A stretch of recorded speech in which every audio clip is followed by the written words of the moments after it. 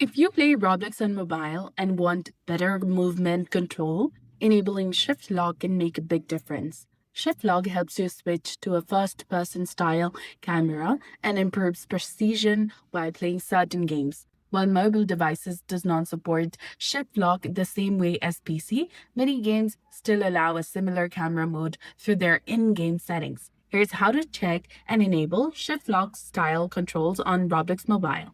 First, you need to go ahead and launch your Roblox application on your mobile device, log into your account, start any game that you want to play. Once you're inside a game, you need to tap on the Roblox icon in the top left corner of your screen. This will open a menu with several options. Now navigate to the settings menu, that is between people and captures. In here, you'll find a camera mode. Go ahead, tap the arrow next to it until it's set to classic. And once it is set, you'll be done. So that's it for this video. I hope you found this helpful. If you did, please like, share, and subscribe. Thanks for watching.